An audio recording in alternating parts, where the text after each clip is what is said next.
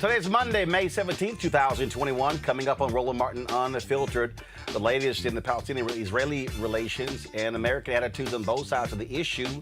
African Americans are weighing in as well. In North Carolina, two wrongly incarcerated brothers get $75 million after a federal jury sides with them. A 17-year-old and a student who were shot and killed by police 50 years ago received posthumous doctorate degrees and an apology at Jackson State University. And in Texas, lawmakers passed the Botham Jean Act. It's now headed to the Texas Senate. Plus, Tamika Mallory joins me to talk about her new book, State of Emergency. And in our Fit, Live, Win segment, Jim Jones tells us how to get rid of those last 10 pounds before the summer. It's time to bring the funk on Roland Martin Unfiltered. Let's go. He's got it. Whatever the biz, he's on it. Whatever it is, he's got the scoop, the fact, the find.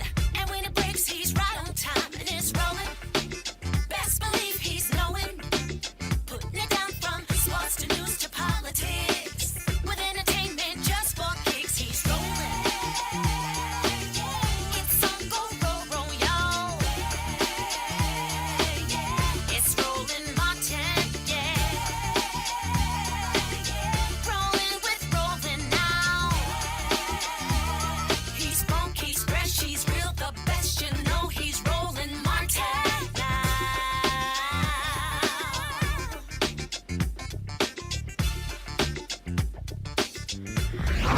Martin. $75 million. That's what a federal jury awarded two black men wrongly incarcerated in North Carolina. Folks, they were wrongly convicted of raping and murdering an 11-year-old girl. Maintaining their innocence since 1983, Henry McCullum and Leon Brown have been given $31 million each for each $31 million bucks for each year they spent in jail. Now, in addition, they are receiving $13 million in punitive damages and $9 million from a settlement with the Robeson County Sheriff's Office. The brothers say authorities took advantage of their intellectual disability and coerced them into their confession, insisting they did not understand the signed confessions at the time. The $75 million settlement is the largest sum of money awarded to a wrongfully convicted person in North Carolina history. Folks, this is, of course, the latest in numerous cases along these lines. We've seen black men incarcerated in other states as well. Unfortunately, all have not been able to receive the financial benefits necessary after spending so many days in prison. My panel, Avis Jones-Weaver, political analyst, also joining us, Teresa Lundy, principal founder of TML Communications, and will later be joined by Julianne Malveaux. Teresa, this is one of those cases where when you hear a story like this, again, that's a long time to spend in prison. And some other folks haven't gotten anything near that in terms of the kind of resources to help. Yeah, I mean, well, one, congratulations to the two brothers, but one, of course, it is unfortunate that the situation even happened to them. I think there is opportunity for other counties and other cities and states to really start to look at their judgment calls, because it does take a toll on the citizens that, have to go through this trial. But I think, again, as we looked at some of these critical roles in criminal justice reform, we start to really understand some of the consequences of some of these actions. And I'm hoping that the police departments are doing their review on some of these issues as well. Well, look, what's so sad here, Avis, is you can't get those years back. It's as simple as that. You can't get those years back. And the only way to really help somebody is monetarily. And unfortunately, in some other cases, folks aren't getting their fair share or just due after serving decades in prison. You're exactly right. I'm so glad that these brothers were at least able to get this level of compensation. And you're right. Unfortunately, this is unusual that people would receive, relatively speaking, such a high level of compensation as compared to what others often get. But really, there is no price that you can put on each and every minute that they spent in prison when they shouldn't have been there. And they also deserve compensation, and I'm glad that this maybe was included in this particular price tag. The fact that this particular crime was so heinous, one can imagine that their reputations might be irreparably damaged. So at least I'm glad that with these brothers, they are finding some level of delayed justice, but justice nonetheless. And I hope that for others, they're able to do the same. And there's going to be a lot more focus on this. And unfortunately, Teresa, we're seeing more and more people being suing who were wrongfully incarcerated due to shameful actions by police as well as DA's offices. Yeah, and we're going to continuously see those type of actions actually happen where people are deciding, to pick up the phone and they're calling Ben Crump and they're calling other civil rights lawyers and they're saying an injustice has been done years before. And so now attorneys are looking at cases. You have some of these nonprofit organizations, the Innocent Project, who's really opening up the books to some of the injustices that has been happening, and it's going to get costly. So I mean, the state legislator has to also understand that some of these cases that when you could just put people in prison for 10 to 15 years and think they're going to forget about it. No, someone inside of the prison, that people are doing their own cases, their own review points, and they're just not waiting anymore. So it's going to get very costly, and I'm glad it is because like Ava said, that people are starting to put. There's no cost. There's no cost to how much you owe a person. But again, if there is a monetary settlement that can be happen, absolutely should. Well, again, as we certainly hope that those two men are able to move on with their lives. Unfortunately, they had to serve a long time in prison, and they never ever did it. Folks, a Hennepin County judge has set a tentative trial date for the former Minneapolis cop responsible for the death of Daunte Wright. A pretrial hearing for Kim Potter took place via video conference today, where Judge Regina Chu determined there was enough probable cause to support charges against the former officer. Potter fatally shot Wright last month during an attempt to take him into custody. She claimed she thought she pulled her taser rather than her gun. Potter is charged with second-degree manslaughter, an offense that carries a maximum prison sentence of 10 years. Her tentative trial date is set for December 6th. Folks, also in Minneapolis, the fatal shooting of Daunte Wright is making the city of Brooklyn Center change how it approaches public safety. On Saturday, Brooklyn Center's City Council passed the Daunte Wright and Kobe Demick Heisler Community Safety and Violence Prevention Act, a sweeping public safety resolution that will revamp the city's police force with more independent oversight. The resolution, introduced by Mayor Mike Elliott, creates new departments for community safety to oversee the police and fire departments. It also includes a division of unarmed civilians to handle non-moving traffic violations and respond to mental health distress calls. Mayor Elliott is calling it a new North Star for policing. That point there, Avis, that last point there, creating a division of unarmed civilians to handle non-moving traffic violations and mental health distress calls. Yeah, this is what people who have been asked to be talking about defund the police, what they're talking about. Figure out different ways of interacting with people and not just send cops with guns and badges. Absolutely. So this is really what people mean when they talk about reimagining literally policing and making sure that there are different ways in which we can develop systems for individuals to be seen by either mental health care professionals if they're having some sort of mental health disturbance, or other people who are not armed and likely to just pop off and shoot and kill somebody for no good reason based on a very, very minor violation. I'm glad to see that the mayor has moved forward in this way, and this particular city is moving forward in this way under the eyes of the world, quite frankly, are on them, specifically given the timing of this particular murder and where they're located.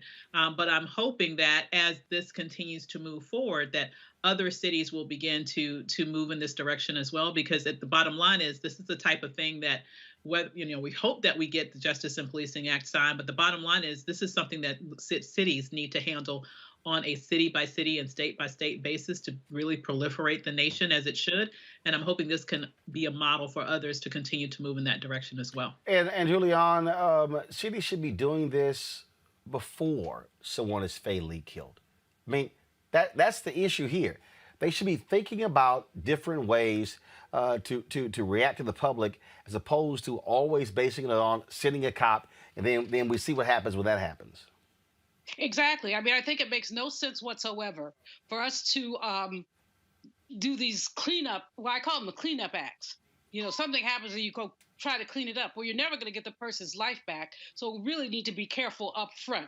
And I'm glad that the mayor especially, has shown a light on this. But there's so much more that needs to be done. As Ava says, the Justice and Policing Act, must be passed. It may or may not be given the Senate. But this is something I would expect President Biden to go on a limb for, given just the proliferation of these kinds of deaths. But it's more than just the Justice and Policing Act. It's really about starting over at some level with police attitudes, really trying to essentially retrain the police or fire some of them. Change the ways that people qualify to be police officers. You have a bunch of uneducated, very young, white police officers who are taught all their bad habits, and then they basically go run around killing people.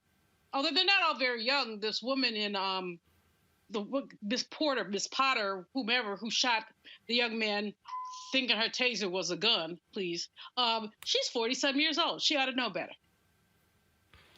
Teresa, again, it's very interesting how people have been critical of those who yell defund the police, but they say nothing when those calls have actually led to changes by police departments. If they don't call for those things and demand those changes, these things don't happen. Right. So advocates, community organizations, and of course, our media personalities need to continuously call them out, because if we do not call them out where they are, then these issues, and we're still having these conversations and we're still having these dialogues, and nothing's ever going to be fixed. So yes, the marches work, the rallies work. I think there was a blog that I was reading the other day, and somebody said, does these items work? Does the protesting back in, the 50s and 60s work? And yes, they do work. Because like you said, Roland, if we don't bring it to the forefront, if we don't identify the problem, there's no way we can find a solution.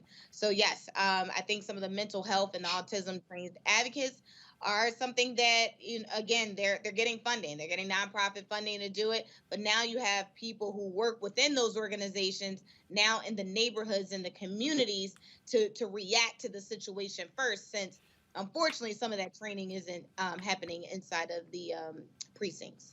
Well, and this also, Avis, is why people who are activists must keep doing what they're doing. Look, you're going to have political people who are going to whine and complain about saying, oh, these things are wrong. But no, when you're out there in the streets, that's what your job is. Your job is not to make political folks comfortable.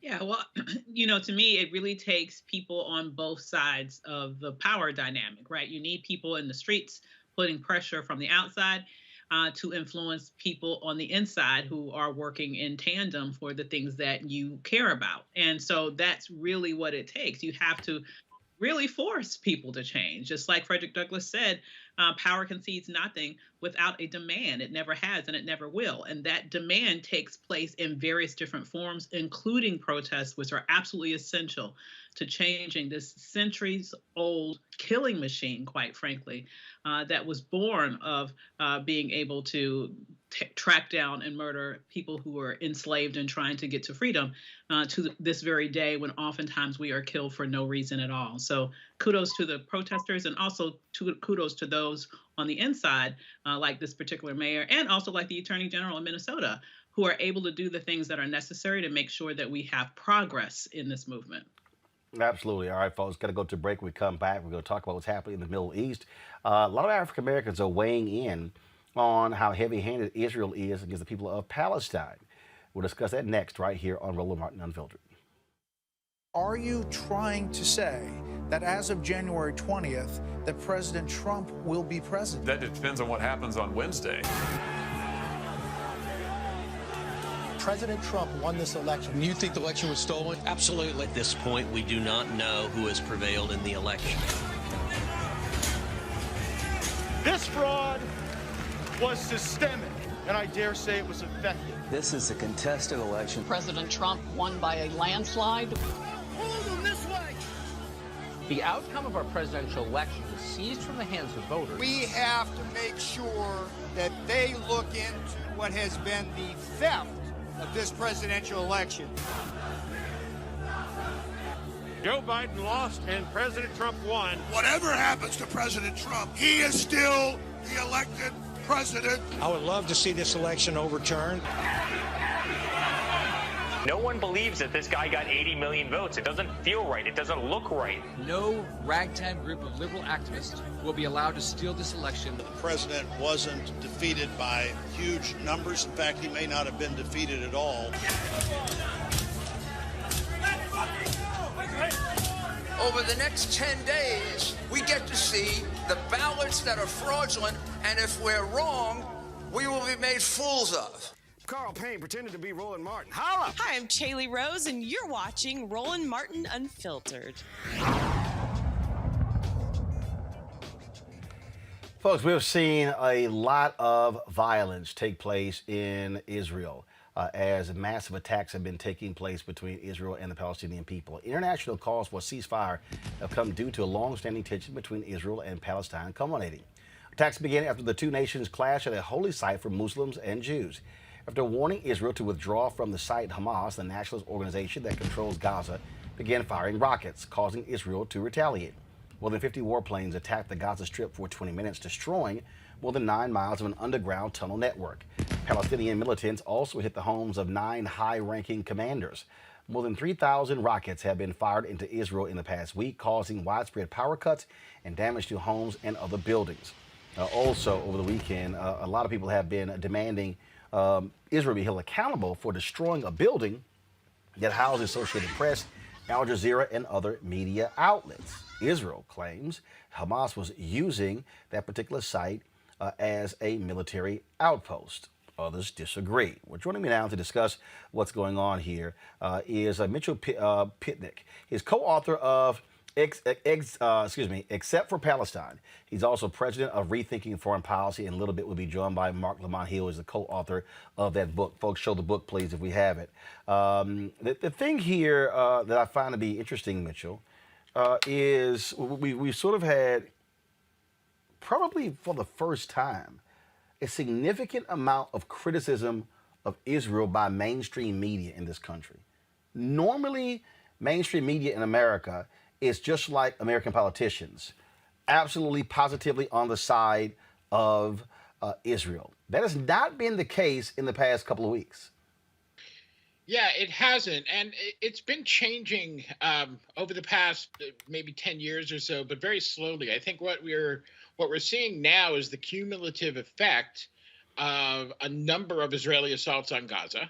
The 2008, 2012, 2014, it keeps happening, and more Americans have seen it. And as a result of Americans seeing it, it's harder for the mainstream media to maintain the sort of coverage that they did, that they used to have. That was, as you're describing it, very biased towards Israel. And I think it's impossible to get away from the fact that more and more people in the United States are speaking out against this and saying, hey, it's not acceptable that Israel is doing this to a civilian population. Now, the thing that is interesting here is that Israel's position is consistently, we're defending ourselves, were it not for rockets being fired, then we would not have to retaliate. That is always their position. The fact is that this situation was brewing for quite a while before last week. It stems from really two different things. Israel has been trying to displace a bunch of Palestinian families from the East Jerusalem neighborhood of Sheikh Jarrah.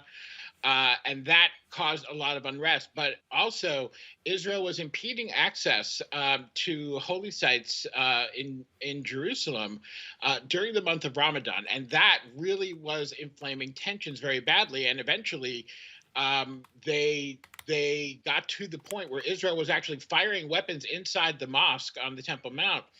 And that set off, that's when Hamas said either the police presence is reduced or we're going to fire rockets. And they did, in fact, fire some rockets at Jerusalem, and all of this came up. It's also, I think, really important to remember that when we talk about self-defense doesn't mean you can do whatever you want. Self-defense for Israel is largely composed of the Iron Dome system.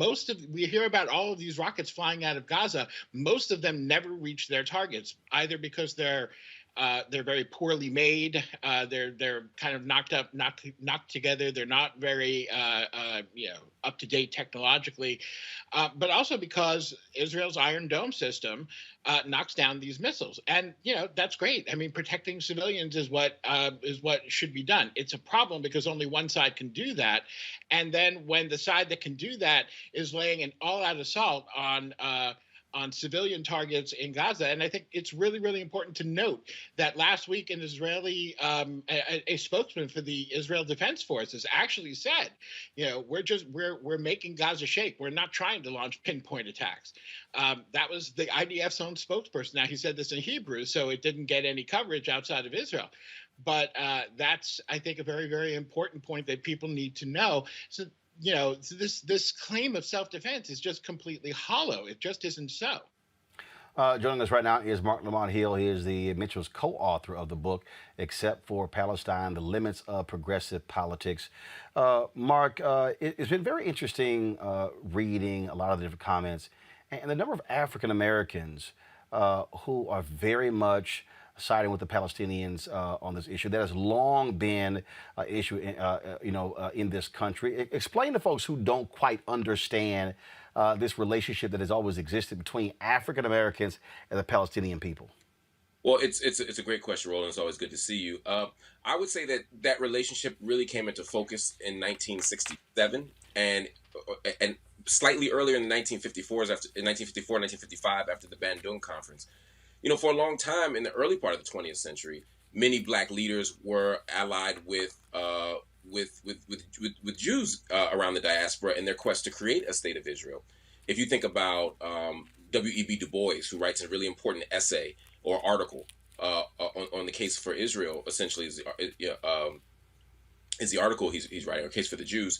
When you think about Marcus Garvey and all these other leaders, what they saw was a dispossessed people, a hated people, Jews around the world who were being harassed, who were a minority, who were not being treated with dignity, humanity, etc. And he saw them decide to create their own land. And so for people like Garvey, it was like, oh, wait a minute, there's a possibility here. For people who are racial minorities, there are people who have been minoritized, there are people who have been hated, people being killed, and to create their own thing, that's a model for us. And so the idea of a black Zion was appealing to them. You also had the fact that many Jewish Americans were siding with black folk, working with the Niagara movement, working with the NAACP, standing with Dr. King, etc. And so we had a kind of intimacy that came from on-the-ground politics, as well as a kind of grand vision of what a freedom dream could look like when you take your stuff and go somewhere else. And so many black people sided with that. But the problem was, as time went on and we understood more, we began to realize that what was happening wasn't just a project of liberation. It wasn't just an Exodus story, but it was a story of settler colonialism, a story of displacement and dislocation and colonial violence. And you began to see that in the Bandung Conference when you saw brown and black people say, hey, wait a minute, we got to come together. You saw it when Malcolm X writes a letter in September of 1964 called On Zionist Logic. You saw it when SNCC, after the Six-Day War of 1967, when Israel defeats the neighboring, Syria, Jordan, Egypt, when you see that, when you see the kind of response to that, you saw SNCC write in their summer newsletter, right, about neocolonialism. You saw Ethel Minor in particular write a Q&A saying, look, this is wrong. Malcolm X was, before he passed away, was speaking out. Dr. King in '68, when he wrote a letter back to the Prime Minister saying he wasn't going to go back to the Holy Land, and he had some concerns about East Jerusalem. He said, I don't think they're ever giving that back. He didn't want to be associated with the violence of the state. So you began to see the pivot really in the 1950s, but certainly the 1960s, of black folks saying, hey, wait a minute. And then when you talk about diasporically, for example, black folk in South Africa, Africans in South Africa said, look, we know what apartheid looks like. And so that is why when Nelson Mandela came home and they did that big interview and they said, why are you siding with the PLO? Why are you standing next to Palestinians? He said, y'all ain't gonna tell me who my enemies are. Y'all ain't gonna tell me who my friends are. We stand with the Palestinian people, but also they stood with us. Desmond Tutu has done that. So that relationship is about understanding what racism looks like, what state violence looks like, what marginalization looks like, what displacement and dislocation looks like. And so today, when black folks stand with Palestinians, they're standing on the side of right, and they're standing on a tradition of black folk loving freedom. Mitchell, one of the things that as Mark was talking, I thought about, the vicious criticism that President Jimmy Carter received when he wrote his particular book, Palestine, Peace, Not Apartheid. And that angered a lot of people, especially a lot of Christians. And in fact, there are many Christians, white conservative evangelical Christians, who have taken up the cause of the Israelis, in some cases far more fervently than American Jews because of the Bible. And I remember when Carter wrote that book, and folks trashed him, and he simply said, "You cannot say it's right for Israel to have a right to its existence and to have people living in an area where they basically have no control over, of themselves. They literally are settlements being taken." I remember when President George H.W. Bush, when he lost in 1990, when he lost to President Bill Clinton in 1992, he held up the money, the $3 billion annually that goes from the United States to Israel because of the settlements. And I remember they put 5,000 folks on Capitol Hill the following day to say release that money. And so you've had some interesting tensions there that have existed in this country when it comes to what happens with Israel and Palestine. Yeah, that is very true. I think there's a couple of things that we can learn from those stories, though. First, when it comes to George H.W. Bush, yeah, they sent those 5,000 lobbyists there, and Mr. Bush was eager to let everyone know that had happened. That being said, he still went ahead and held up the money until Israel did what we wanted them to do, and it's really important, I think, to note that yes, political pressure can be brought to bear, but when the administration decides that this is the course they wish to pursue, they can pursue it. That is a choice. It is not. It's not a diktat by any means. When Bush wanted to do, when Bush wanted to hold up that money, he did until Israel gave in. In the end, we are the ones holding the cards, and that also makes us responsible. So that makes it. That puts the onus on the United States when our president, Joe Biden, is essentially giving the green light to everything Israel is doing. That we are the ones, we the people are the ones that have to put a stop to that. When it comes to President Carter, I had the honor of meeting President Carter and discussing this with him. And, Jimmy Carter loves Israel, actually. People may not realize this. And it hurt him. Every time he was not just called an anti-Semite, but every time he was even called anti-Israel, it hurt him.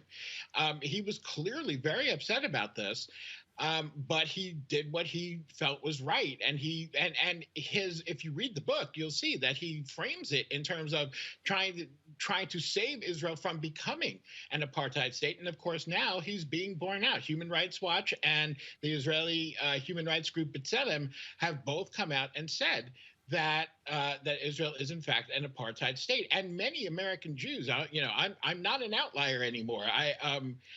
Many of us are saying, yes, Israel is an apartheid state. These policies are not okay. Do not take them in my name, and this is not the way to combat anti-Semitism. We take, I take anti-Semitism very seriously. I don't know a Jew that doesn't. But this is not, slaughtering Palestinians is not the way to combat it.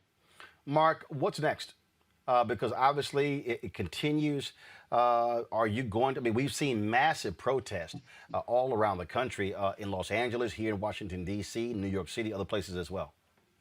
Yeah, we're going to see more protests. Obviously, some of the protests were also hung upon the fact that May 15th was Nakba Day, or the day of the great catastrophe of Palestinian loss, as well as Israeli Independence Day. And so, there were commemorations that accompanied the protests.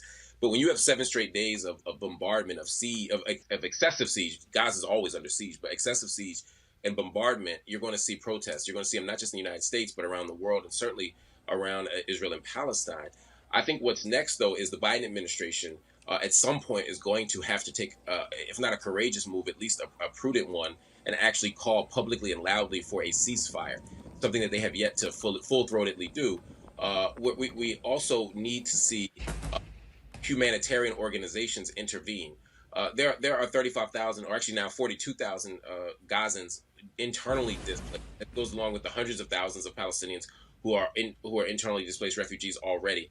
So when you talk about this, next is policy shift. Next is more protest. But sadly, Roland, unless we see something sharply different in the next week or so, we're going to see a lot more violence and a lot more death. And as Mitchell pointed out, given the imbalances in power, most of those deaths are going to be Palestinian deaths. Absolutely, folks. Again, it is a significant situation that's happening there, and the battle continues. We certainly want to thank Mitchell and Mark for joining us. They're the authors of the book, Except for Palestine, The Limits of Progressive Politics. Gentlemen, I certainly appreciate it. Thanks a lot. Thanks for having us. Look at my panel here. Julian, I want to start with you. You've had some Democrats in Congress, Jewish Democrats, who have taken a position that is different than what they've normally done in the past. Oh, yeah. Ayanna Pressley tweeted last week. Her exact quote was, "We can't stand idly by when the United States government sends $3.8 billion of military aid to Israel that is used to demolish Palestinian homes, imprison Palestinian children, and displace Palestinian families." We have very rarely seen this kind of support for Palestinians. No. First of all, Ayanna Pressley is an African American. I'm talking about Jewish Democrats who have been very vocal on this issue as well. I mean, in fact, this is a letter. This is a tweet sent out May 14th by Jerry Nadler. The Biden administration can and should do more to stop the pain and suffering of Israelis and Palestinians. I led a group of Jewish members on a letter to POTUS urging immediate de-escalation and diplomatic engagement. Schumer is okay. Go ahead. Chuck Schumer and 20 other senators have called for a ceasefire. That's highly unusual. I mean, but it's ridiculous. As your previous guest said, 10 Palestinians have died. 10 Israelis have died. Over 200 Palestinians have died, and the numbers are growing. This just makes no sense at all. And I don't understand. President Biden spoke to Netanyahu today. I don't understand why he has, after that, not called for a ceasefire. It doesn't work to say we're just going to stay out of this and see how it plays itself out. Right. Because we know how it's going to play itself out. There are going to be more deaths. Teresa, this is a protest here in London. Some 100,000 people took to the streets there. As I said, we've seen protests all across the United States as well. And Israel is losing the PR war, but they don't care. No, they don't. Teresa? Oh, I'm sorry, that was for me. Yes, they don't care. So over the weekend, actually in Philadelphia, we've had some rallies and protests as well. And when I tell you the PR for Israel has literally went out the door, there were passionate stories that were happening just all across. And again, being here with our own issues here in the city of Philadelphia, gun violence and the sort. But when we are talking about international issues, it was, people coming from Bucks County and different surrounding counties. And you're starting to see not only just the heartstring, but the passion about the subject matter and how careful people are in their speech. So it is probably the opportunity, that, again, I think the great opportunity is happening when the senators are coming together and say, hey, let's cease fire, let's come to the table, let's do something different because this isn't working. Because I think if we wait for the end results to happen, it's not going to be in the favor of where we need it to be in. This is video here, Abe, of a big protest in Patterson, New Jersey. Wow. It is wonderful to see people once again raising their voice, using their First Amendment rights here to protest what they find to be unconscionable and very disturbing and deadly attacks on the Palestinian people. I think one of the things that may be moving into the reason why we're beginning to see less of a staunchly, just blindly pro-Israel approach with regards to the American media, as well as with some politicians on Capitol Hill, is that there, I believe, is some very broad recognition of the fact that Benjamin Netanyahu is a very, very right-wing politician. People understand that he is an extremely right-wing person who is very dangerous and deadly in terms of his behavior, and beginning and the fact that this, as was mentioned previously, is not an isolated incident. This is an ongoing series of incidents that we have seen over the years. I think those two things together have put people in a position where they can finally say, it's time for us to sort of take our heads out of the sand and really look critically at what's going on here. And when you do that, and you see not only the disparities in death, but the disparities in the number of children, Palestinian children that have been killed, you see the media being targeted, you see all of these things happening that under any other circumstances, Americans would be, the American government would overtly say is wrong, but they're holding themselves back right now because of this dynamic. I think a lot of politicians are saying, finally, it's time for us to speak up. Absolutely. All right, folks, let's go to our next story. In Canada, authorities are apologizing for wrongfully detaining the first black judge named to the British Columbia Supreme Court. Folks, you think this happens in the U.S.? No. 5 Vancouver police officers detained 81-year-old Selwyn Romilly while he was taking his morning walk. The officers said they responded to a complaint about a man in his 40s to 50s that fit the judge's description. Y'all, the man's 81 years old. And I know black don't crack, but I'm just saying. The mayor of Vancouver addressed the incident, and he said this in a statement, quote, "I am appalled by how Vancouver police officers wrongfully detain and handcuff retired Justice Selwyn Romilly. Such incidents are unacceptable and cannot continue to happen. Last night, I reached out to Justice Romilly to apologize after I was made aware of the situation. This is not something anyone should be forced to go through. Incidents like this can be very damaging. Can be a very damaging experience, especially for those in the Indigenous, Black, and person of color communities who already face multiple barriers and discrimination." Y'all, the real suspect was eventually arrested. The judge does not plan to file any formal complaints. You get an 81-year-old confused with a man in his 40s and 50s. Let's just be honest here, Avis. They saw black, they ain't see nothing else. Absolutely. I mean, this problem is universal. It's not something that's relegated to the United States of America. I will say in all my travels that I have had all around the world in various different cultures and continents, the one thing that is stunningly consistent is the way that white supremacy works its evil head, and it is consistent.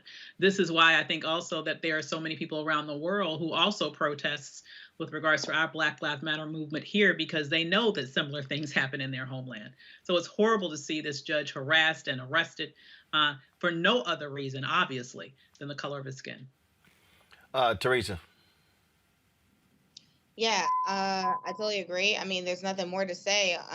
Unfortunately, again, this is not a local issue. This is a national issue, international issue that happens to people of color, more so Black people more than often. The fact that this is a judge, I want to see what his reaction is. I actually am looking for that statement because I am sure him in his capacity, he has something to say, and I'm sure people want to hear it. Julian? This is, again, as my colleagues have said, this is horrible but unsurprising. This is a black man. He doesn't look like he's 50 years old. I mean, as you said, black don't crack, but, look at him. The fact is that they saw black. All they saw was black, and they decided just to stop the man and handcuff him. And blessedly, he had the presence of mind, of course, he is a judge, to say, look, I'm a judge. And blessedly, of course, they finished doing whatever they were doing in a matter of seconds, maybe a minute or two. So that's all good, but it does not avoid the fact that the mayor had to apologize. Here we go again with the apologies. The mayor had to apologize that we still don't have any accountability from these so-called law enforcement officers. I mean, what do they have to say? Why did they do this? Easy. They said, oh, we thought it was him. But we know what that's all about. All right, y'all. Let's go to Texas. A former Dallas County prosecutor is disbarred from practicing law in Texas for withholding vital evidence in a case where two homeless black men were sentenced to life in prison. Richard Jackson surrendered his law license after the Supreme Court of Texas concluded that he failed to inform Dennis Allen and Stanley Mosey's defense attorneys about evidence that could have cleared them at their capital murder trials in 2000. The men spent 14 years in prison for the fatal stabbing of a pastor. They were released in 2014 after DNA testing helped clear them.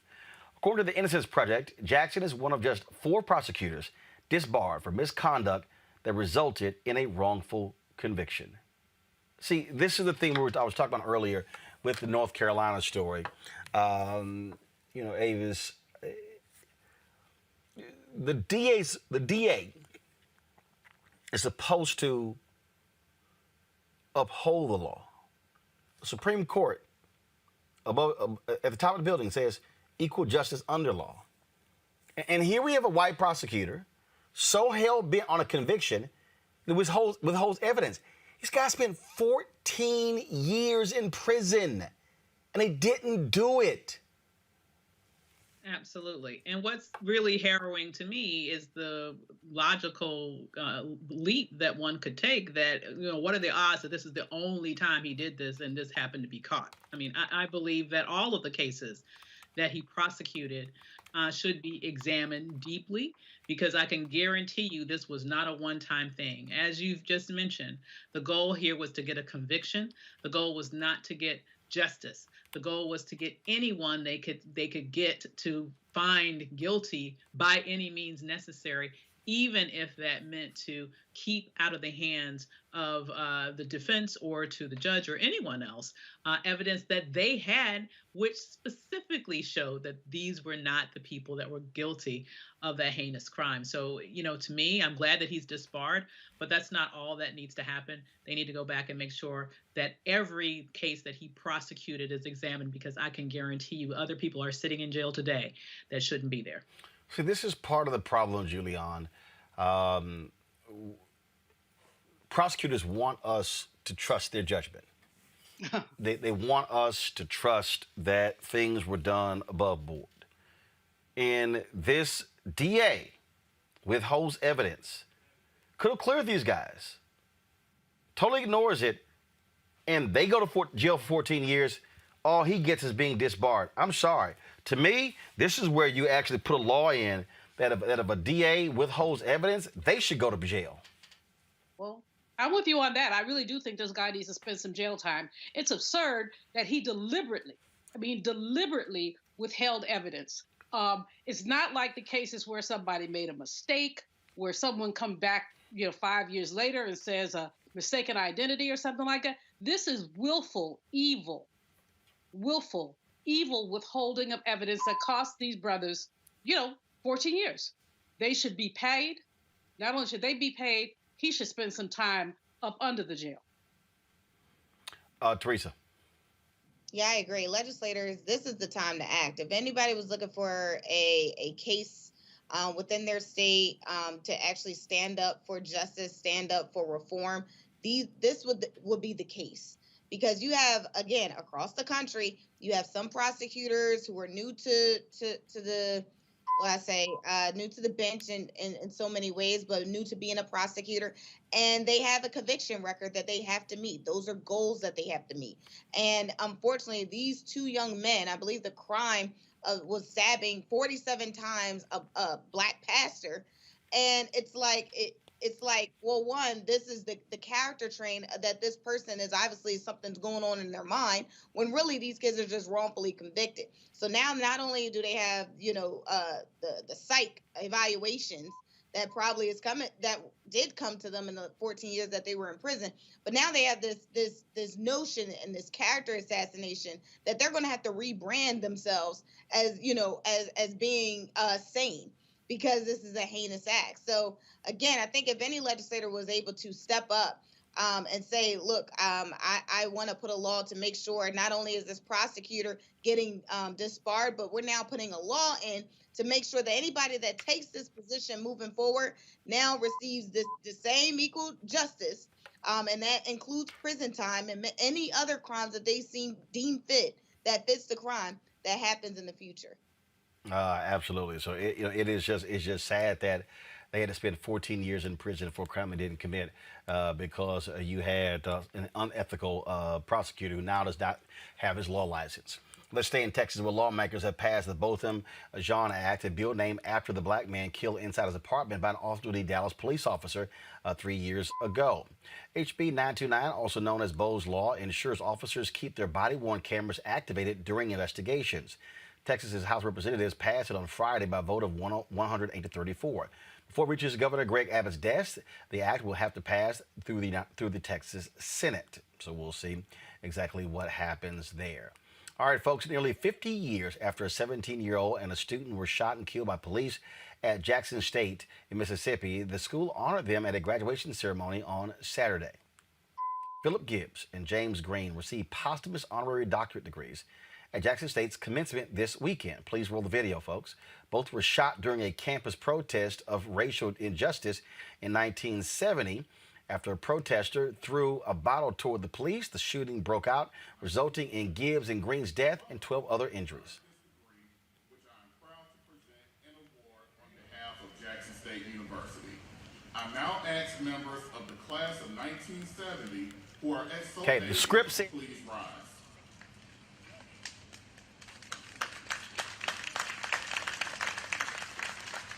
Upon the recommendation of the faculty of Jackson State University, and by the virtue of the authority vested in me by the institutions of higher learning in the state of Mississippi as president, I hereby confer upon the members of the class of 1970 the respective academic degrees for which they have been recommended, with all the rights, privileges, responsibilities, and obligations appertaining thereunto.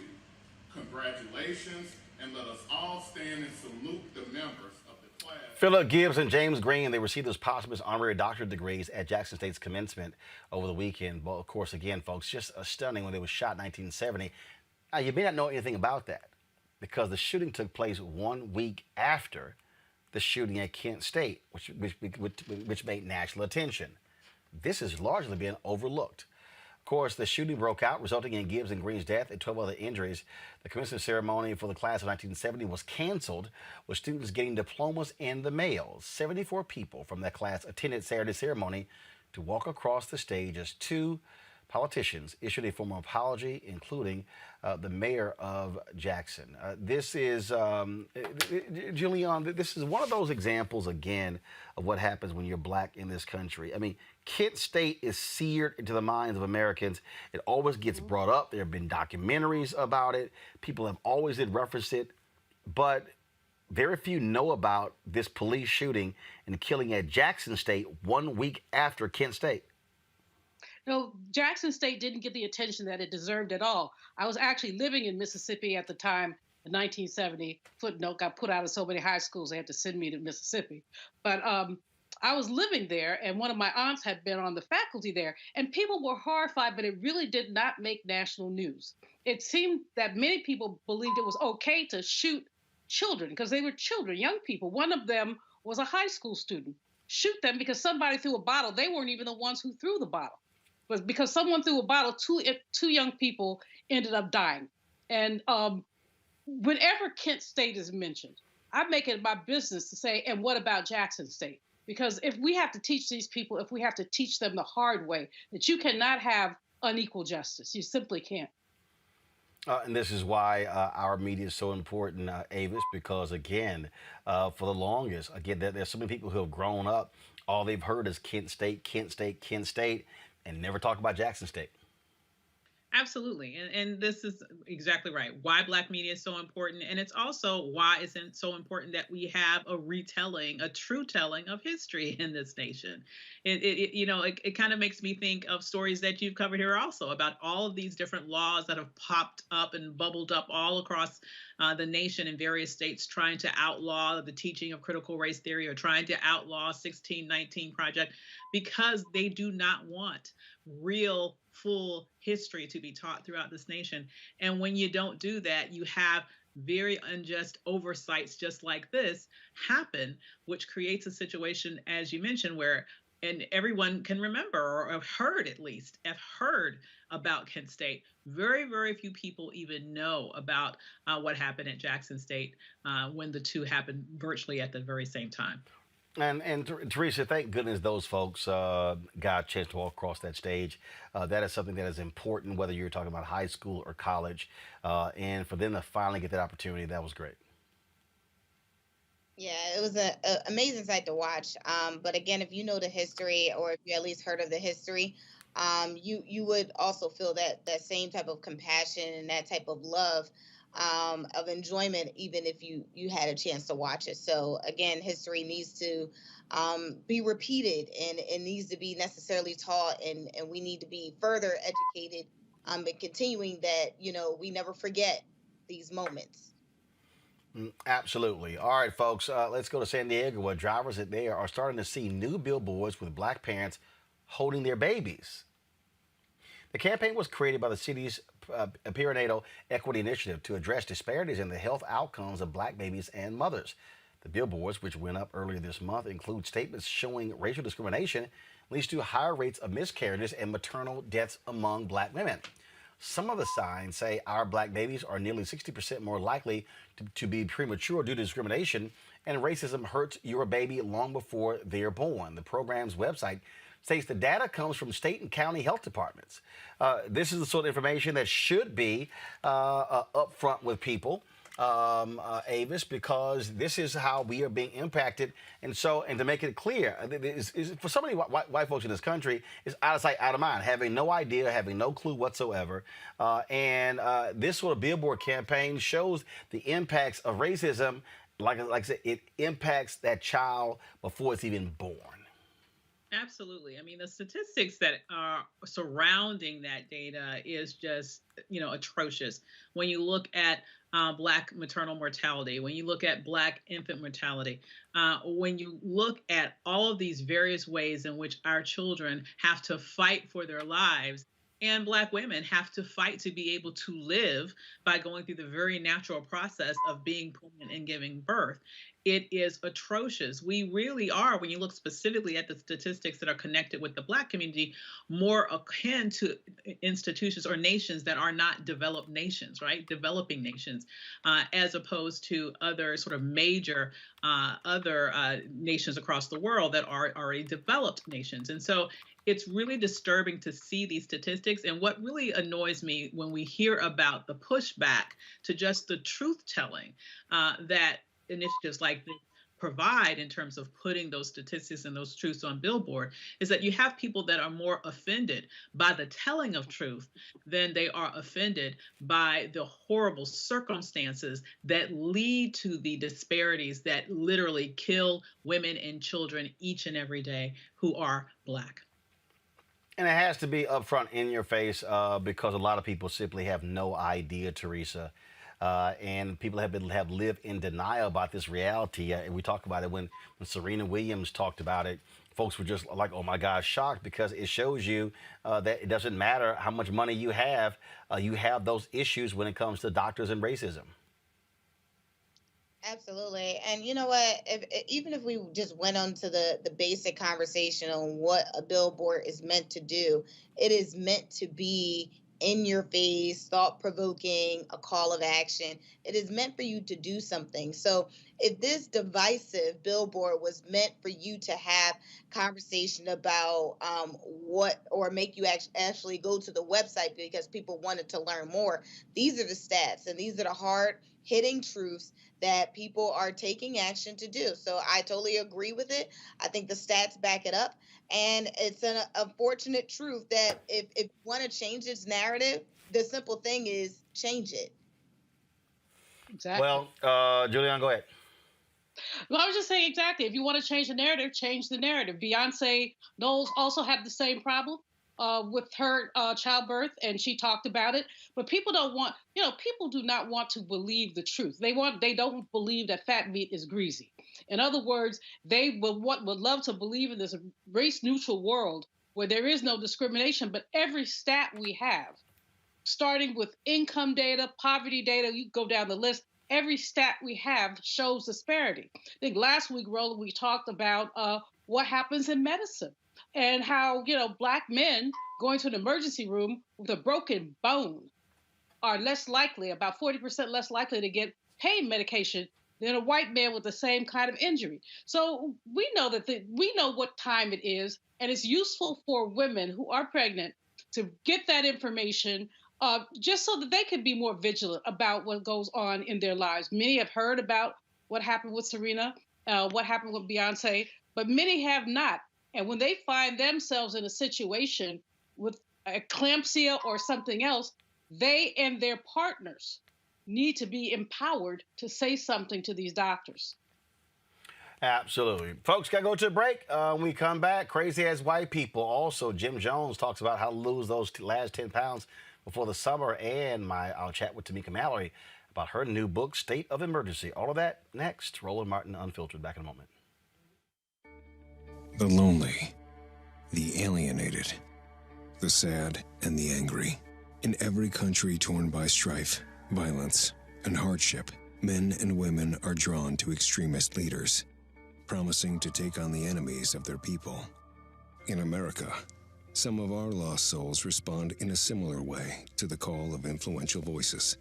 But instead of militant preachers or radical clerics, every single night in America, they can listen to our own angry advocates of division and conspiracy. Confused, angry people hear the call of these voices and take on the camouflage of warriors to threaten and even kill civilians.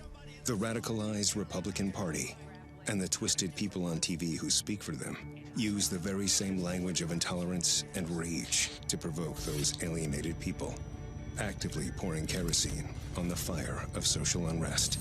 And until we all reject these poisonous voices, the result will inevitably be escalating violence and tragedy.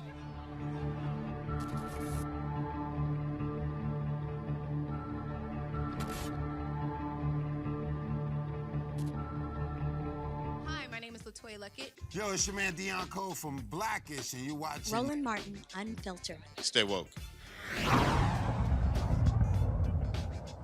No charcoal grills are allowed. I'm white. I got you, bro. Illegally selling water without a permit On my property. Whoa! Hey! You don't live here. I'm uncomfortable. We're just going to call this one Full Moon Karen. Y'all, this crazy-ass white woman, she decided to get a little bit vulgar with a black cop. Didn't go so over well for Full Moon Karen. Are you going to be in jail? I really... Oh, my God! Okay. No, I'm just kidding. Heck! I got no video! Taser! Taser! Ah! She got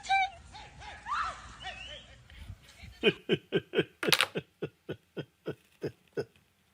Roll that again. Are you going to be in jail? I really... Oh, my God! Okay. No, I'm just kidding. Heck! I got no video! Taser! Ah! She got tased!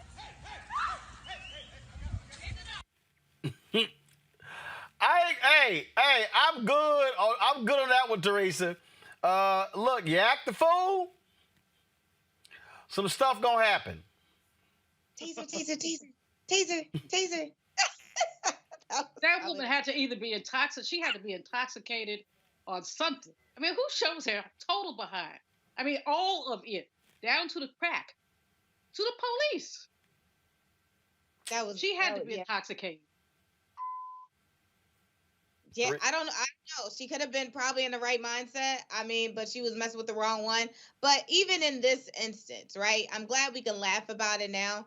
But in some instances, some people would have took out a gun. This African American woman police officer, she needs a heroic award for managing the situation. She could have kicked her in the butt, right? But she didn't. She literally tried to grip her up. Then she had to run after her. Then she realized her shoes were the type of running shoes. And so then she took out the taser, which was the next step. So congrats to this African American police officer who followed the handbook from start to finish and didn't slap the woman. Because I know some of us who was recording saying taser, taser, taser, but she did the right thing.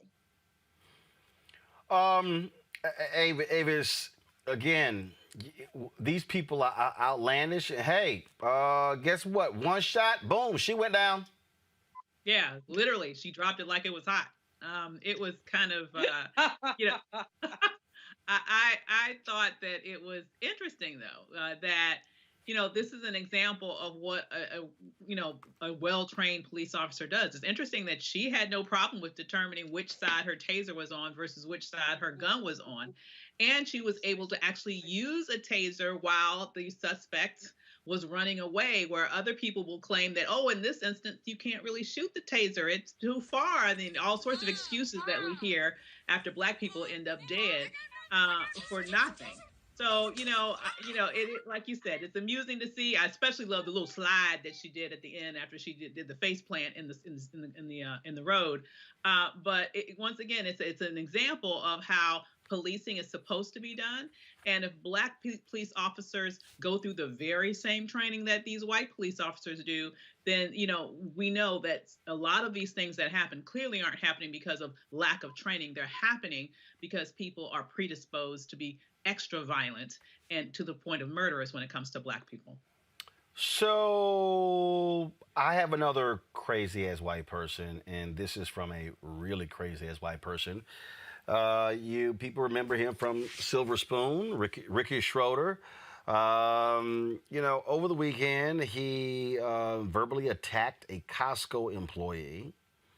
Then little Ricky decided to do a video where he apologized to the Costco employee. But then he tried to comment on stuff dealing with Black people. Now, y'all remember Ricky Schroeder helped pay the bail for Kyle Rittenhouse. Yep. Ricky Schroeder, who's a huge Donald Trump supporter. If you want to know what this neo-Nazi thinks, listen to what this fool had to say about America and comparing America to Rhodesia. And if anybody speaks of Rhodesia, that was when the white folks ran what is now Zimbabwe. Listen to this.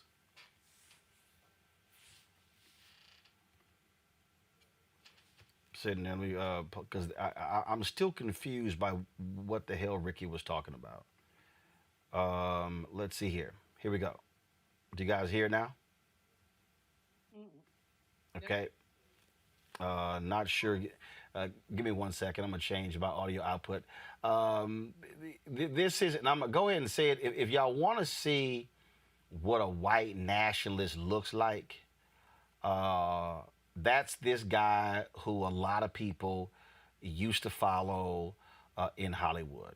And y'all, and when I say it got strange, it got real strange, because then this fool started talking about Candace Owens, and he started talking about, I mean, he like went real cray-cray. And so I'm not quite sure what his issues are. Guys, let me know if you're hearing it now. Okay, we're having some issues here, so let me sort of, I'm going to switch this here. I'm going to go to my iPad here. So, and when we talk about Rhodesia, y'all got to remember Dylan Roof? Remember, he was wearing a patch of the Rhodesian government when he was busted. And so these white supremacists in this country, they keep invoking Rhodesia. And when you start invoking Rhodesia, hell, you might as well just invoke South Africa and their racist regime as well. And that's what we're seeing. And I keep telling people, my book come out next year, White Fear. And I just keep telling people, and they think I'm crazy. And I'm going, no, you got white people in this country who seriously are thinking that the country's going to hell in a handbasket because they cannot handle not being in control. And so some of the crazy talk that they have been stating, first of all, here's Ricky Schroeder talking about, here is Ricky Schroeder, y'all. Y'all gonna really love this one. He's talking about how America was safer in the 80s. Okay, listen to this. And so let's go back to that. Remember the 80s? It was safer. Obviously, not in the crack-filled streets in the inner cities. So that was, we got to kill all the drug dealers. And I don't mean the guys selling on the streets. I mean the big drug dealers. It is ravaging our country from the inside. And the black community has been abused by it for it being allowed into anywhere in this country. And it's our responsibility, it's your responsibility as leaders to stop that from coming, that poison from coming into our streets. And you're not doing it. You're failing. And you're failing the people. So black community, we hear you. We know your despair. And we want to work together as Americans, all of us, to find a way out of this together. Anyway, I think my battery's dying. Everybody take care of each other. Until next time. Actually, I would dare say, Ricky, I would say your brain is dying. And so listen to this one. The concepts of socialism and they bind people. They don't let them grow up. They don't let them lift up. They don't let them upward mobility. They keep people down. And so please don't be used. Don't be used by a Marxist movement trying to start a revolution, because it won't bring better. It will bring more despair. The concepts of socialism and now the hits keep on coming. The hits keep on coming. Julian, you're gonna really love this one. Check this fool out. I wanted to talk to the black community, I guess, at the end. That's in poverty and that's in despair. We hear you. And what I'd like to say is that you have other black leaders that followed the Booker T. Washington thoughts. Candace Owens, Thomas Sowell, David Harris, Officer Tatum. That other officer is so great. He's actually a cop in uniform. Anyway, so you have great leaders that see it differently. Can you at least possibly consider not following the leaders that have led you to 5 seconds. Situation you're in today? So he would like for black people to follow Candace Owens and David Harris. Okay, here's that one he was talking about Rhodesia. This is why you should not take any advice from a white supremacist. Final one. Country that was once a thriving breadbasket of Southern Africa, and then destroyed and became a place where whites live in fear. The fourth, fifth generation white farmers that have been there since the 1700s, run out or killed. And the country fell, and Mugabe took over and came to Zimbabwe. They used racial tension to create that disaster. I feel like that's what's happening here. I feel like they're stoking racial tension to try to create the same events here. And it's sinister and it's evil. If you look at Rhodesia, a country that was once a thriving breadbasket of Southern Africa. Okay, Julian, here's why that's so laughable. He laments the racial strife in Zimbabwe. Um, but he just completely ignores the apartheid where the white folks control the country and rule the nation with an iron fist. But then blames racial strife on Mugabe in Zimbabwe. First of all, Mugabe is dead. Um, um, there are many people who have been highly critical of Mugabe's reign in Zimbabwe, in that he behaved like the white folks did before him, oppressing his own people. But I don't recall things being so peachy and lovely for black people under white rule in Rhodesia, now Zimbabwe. No, in fact, the reason why land was taken from those white farmers is because there were black folks on that land at the beginning, and they took it from them. Passed a bunch of laws that made it impossible for people to own. And so if he wants to, this guy probably clearly doesn't read anything and doesn't know anything. And I mean, I wouldn't follow Candace Owens to the corner. Just wouldn't do it. And so this is absurd. It just shows a total lack of historical knowledge, but it's also, he's a provocateur. That's what he is. He's talking smack, and he thinks that people are going to pay attention to him. And most black people will not. Now, Candace Owens, of course, probably has a, grin for half a day when she heard that. Oh, gee, somebody thinks I'm a leader. No, she's not. She just, Thomasina. That's all we can say is Thomasina. And it's not because we disagree with her. It's because it's the way that she does Mr. Bojangles for the white folks and the opportunity that she gets. So this guy, I mean, everything you played, Roland, we could just spend like another 10 minutes cracking up, because that literally all of his nonsense is utterly laughable. And the other thing he's forgotten is that black people are 13% of the population here. We were 90% of the population in Zimbabwe. You have the minority taking from the majority through apartheid and through basically cricket laws. Now, the likelihood of us taking from the majority is very, very low. We are the minority, and we know it. And we've been oppressed as a minority. The thing that I found to be really hilarious there, Avis, he said, oh, these white farmers, they've been there since the 1700s. No. How long have black people been there? Rhodesia was created in 1965. I just give me a second to be petty. Can I have a second? Sure, go ahead. Okay. That's Ricky Schroeder. He was a child star. He has aged like white milk. My God. If you didn't tell me who that was, I would have had no clue. Jesus Christ, how old is he? Jesus. Okay, that's my petty. I just had to get my petty out of the way before I said something substantial. But I will say that, obviously, as Dr. Malvo pointed out, him and actual facts, don't know each other. And I threw up a little bit in my mouth when he mentioned Booker T. Washington and Candace Owens in the same sentence. It is absolutely disgusting. What can I say? He looked like aged white milk, and he makes no sense. That's my reaction. The thing that I find is so hilarious about these white supremacists like Ricky Schroeder, Teresa, is I love it how he thinks he can talk to black people and say, y'all haven't been doing your job when it comes to drugs in these communities, and then you need to be following other black leaders like David Harris and Thomas Sowell and Candace Owens and Brandon Tatum.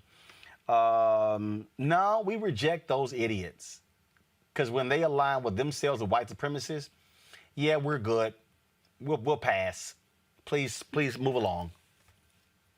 I thought it was interesting that he started one of the clips out saying that he wants to get rid of the top drug dealers, but not the ones that are on the corners. So essentially, just the ones, I guess, the what do you call it? The boss, the whoever runs the cartel leaders. But he also acts as if the drug issue in America is with black people. The problem with drugs in America ain't black people, it's white people. Bringing it to black neighborhoods. No, but it's white people using. Oh yeah. The rising use of drugs has been white people, but even more than that, if you want to talk about drug use, let's talk about pharma. Let's talk about American pharmacies and the manufacture of opioids, and then basically pushing them through communities, mostly white communities, praise the Lord. Not that I wish anybody addiction, but if someone's going to be addicted, I hope it's not black people. But in any case, just no structural knowledge of markets. And to lift up Thomas Sowell, Mr. Anti-Affirmative Action, who mercifully has faded away, but to mention Sowell in terms of leadership is really laughable. But the thing here, again, I think, and what we have to understand, and this really is important, Teresa, is that you have these folks, you have the likes of Brandon Tatum and Candace Owens and others who are being elevated by these white supremacists, by these neo-Nazis, by these folks. And I'm sitting there going, they don't like you fools either. All you need when you know, you're absolutely right. But anytime, you know, a Candace Owens or Brandon Tatum has at least 5 black friends, that's just enough for the white population to white conservative based population to highlight their stance into their world. When they found someone that is willing to conform with some of their morals and some of their beliefs and is able to rationalize the smallest of interim into black culture, of which they obviously has lost their way because there is some critical issues. But again, when we take education and history out of black public school systems, this is what we get. Yeah, and you're dealing with a truly uneducated Ricky Schroeder. All right, folks, got to go to a break. We come back. Jim Jones returns. We're going to talk about losing those final 10 pounds before the summer starts. And we'll chat with Tamika Mallory about her new book, State of Emergency, climbing the bestsellers list. That next on Roland Martin Unfiltered. Shortly after 9/11, America and its allies went to war in Afghanistan to defeat a terrorist stronghold. We accomplished that mission years ago. Trillions of dollars lost, over 2,000 Americans dead, countless Afghans dead. It's time to get out. Many presidents have tried to end the war in Afghanistan, but President Biden is actually going to do it. And by 9/11, over 20 years after the war was started, the last American soldier will depart, and America's longest war will be over. Promise made, promise kept. Before Till's murder, we saw struggle for civil rights as something grown-ups did. I feel that the generations before us have offered a lot of instruction. Organizing is really one of the only things that gives me the sanity and makes me feel purposeful. When Emmett Till was murdered, yeah, that's what attracted our attention.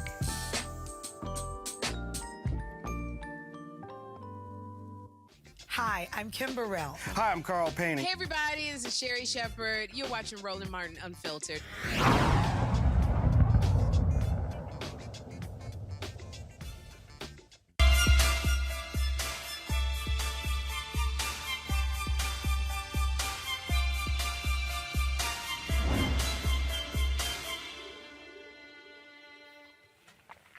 All right, folks, summer fastly approaching.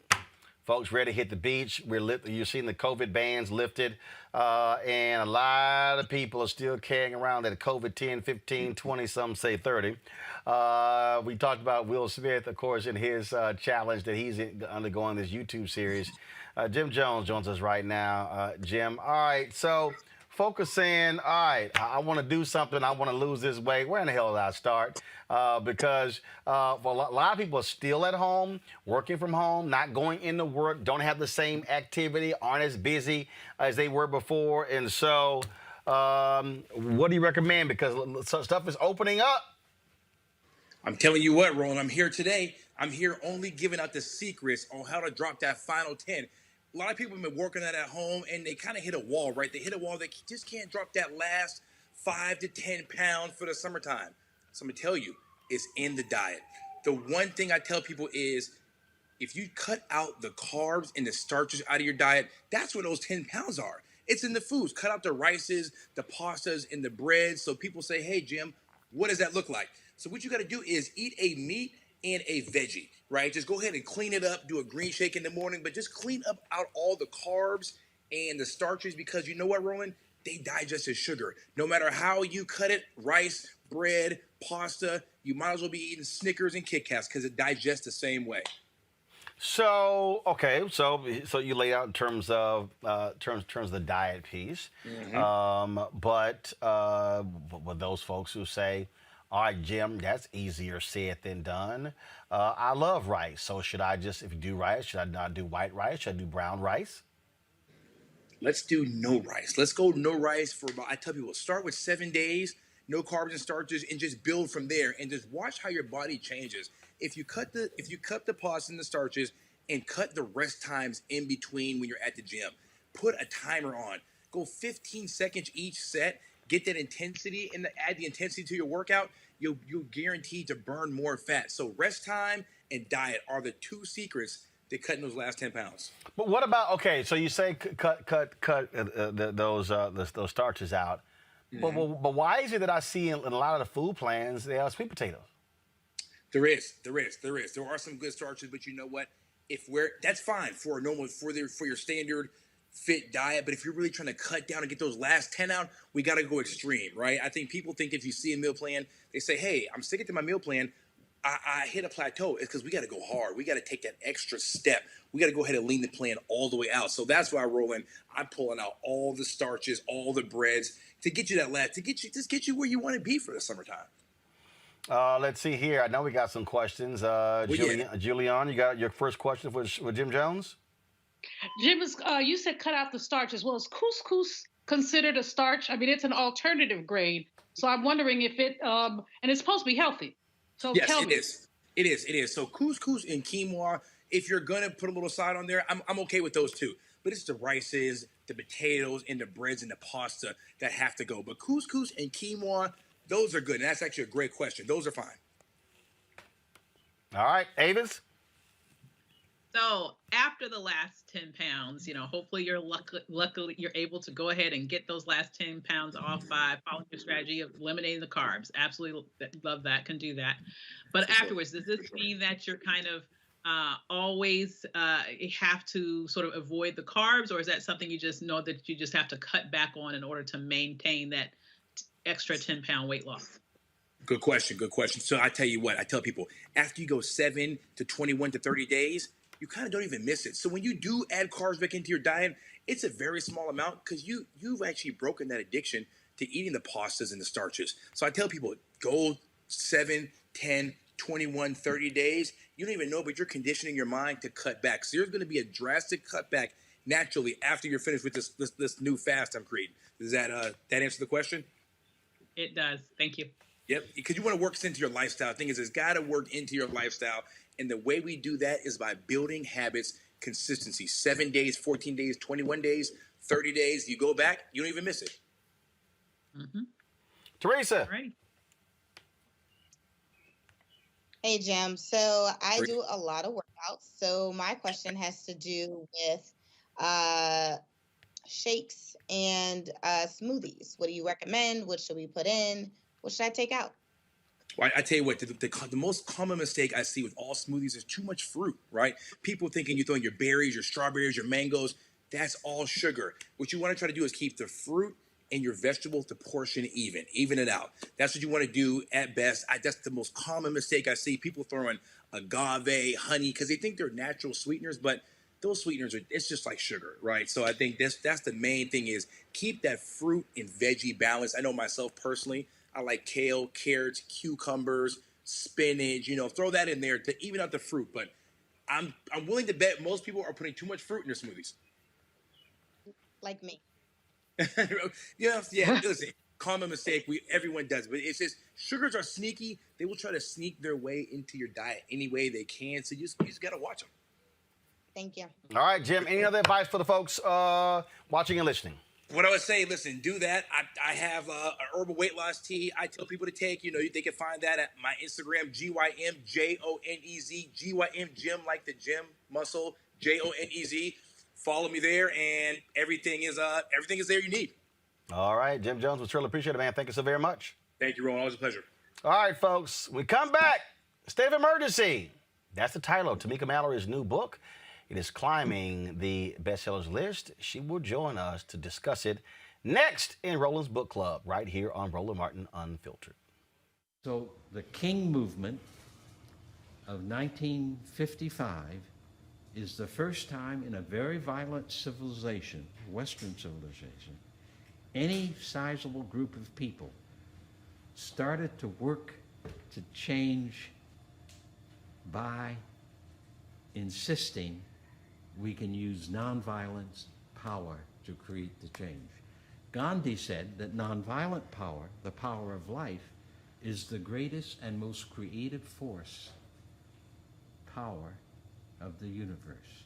And that if we human beings turn away from conventional wisdom towards using the gift of life, which is ours at birth, we would be surprised what the future of the human race will look like.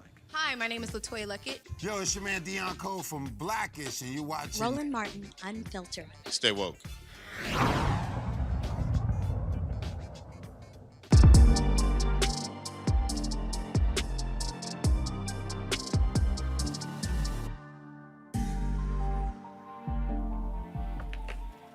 Folks, many of you know her as, of course, one of the co-organizers of the Women's March. She also was the co-founder of Until Freedom, has been on the front lines fighting for social justice for, frankly, all her life. Spent years working for the National Action Network.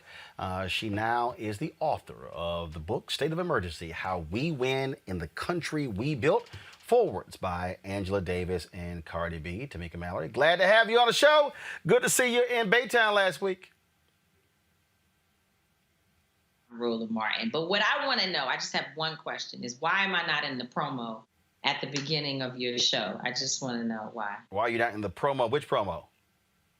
There was a promo that just ran with LaToya Luckett and all these. Oh, no.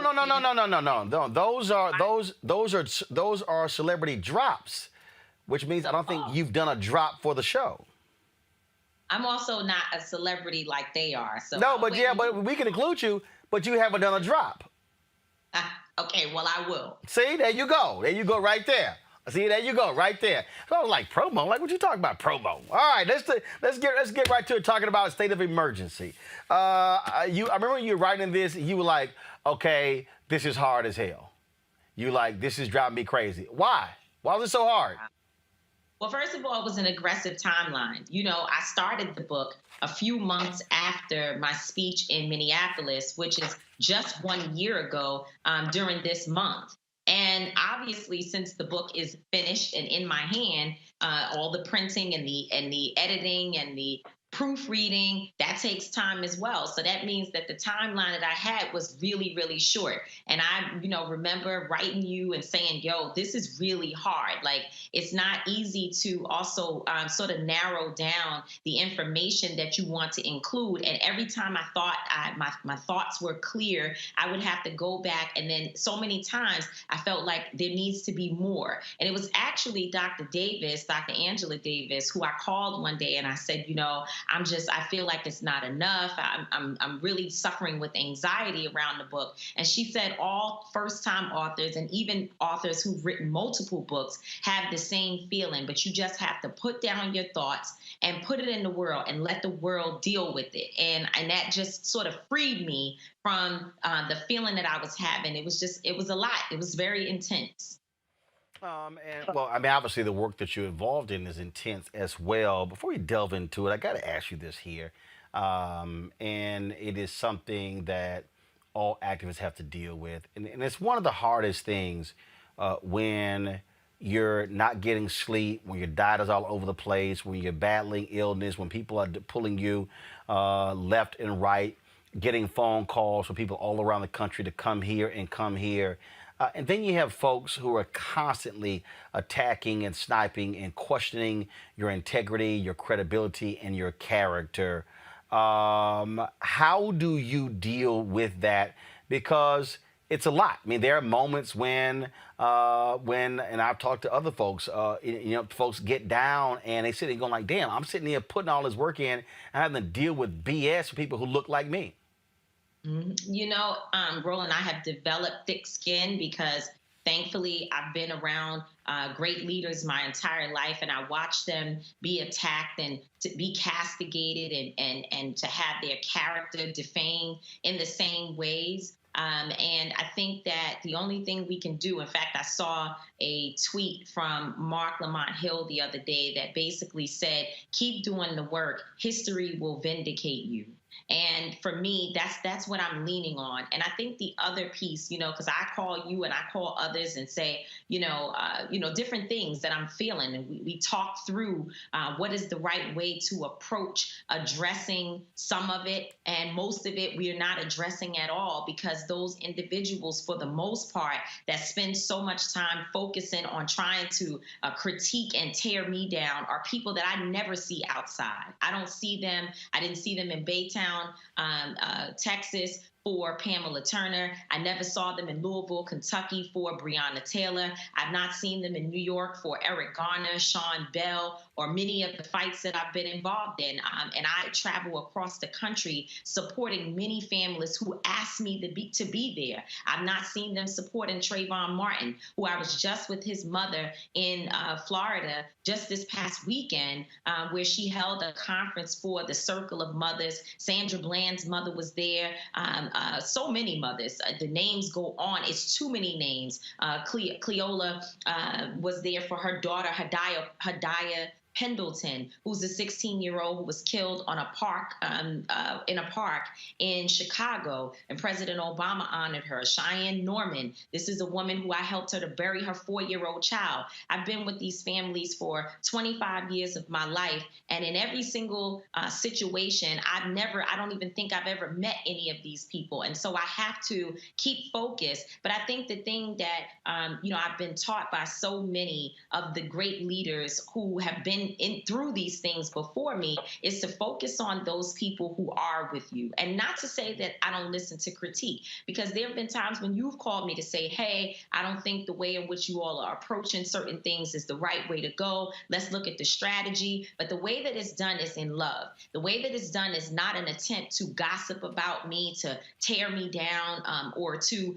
try to vilify me. It's done in a way that lets me feel safe. And I think we all should protect our energy and feel safe, so I focus my attention on people who want to critique from a position that allows me to grow, rather than people who are looking for attention and likes on their social media and are using the defamation of another Black person, and particularly a woman, in order to get that. One of the things that you write about called the sacrifice of the activists. And that is something that, again, I don't believe people really understand. Just the other day, Latasha Brown posted a video of her in the hospital dealing with exhaustion. And I sent her a text and I said, did you and I had this conversation 5 months ago? Because I was imploring her to get rest and knowing when to take breaks and how often to take breaks.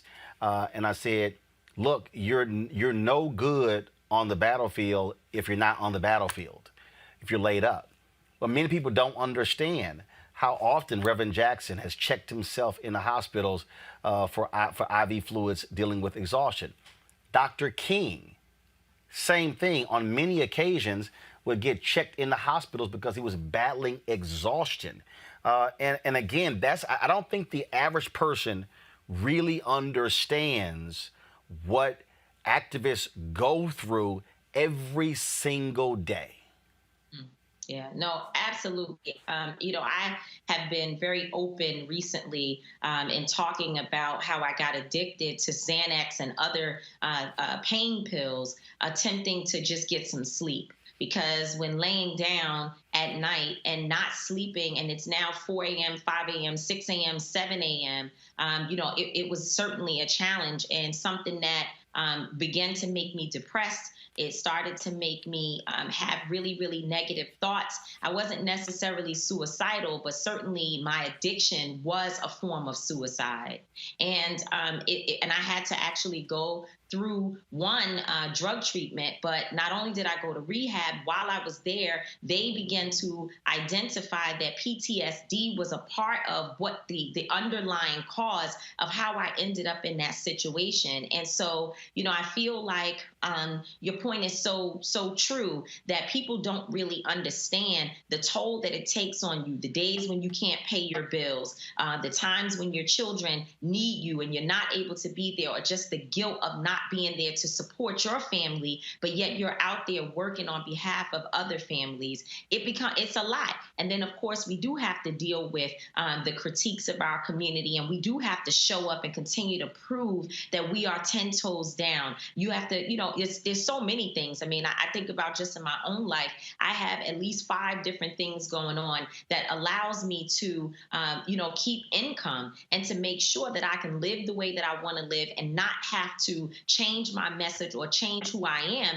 in order to be able to put food on the table. And so it is a very stressful thing, but I will say that I wouldn't want to be anywhere else in my life. And I do talk about, in state of emergency, my commitment to this fight and the fact that I am prepared to give my life. I don't want to foolishly do it. And we want to make sure that LaTosha Brown gets the type of rest that she deserves, because she and I were out there on the road meeting each other. This is another person who's actually outside. I met her on the road several times over the last year, working in the trenches. And I know the exhaustion that she has. And so I don't want to kill myself from not sleeping and not resting and not taking care of myself. But I certainly am committed enough that I would be willing to give my life in the drop of a dime if it meant that my people would be free.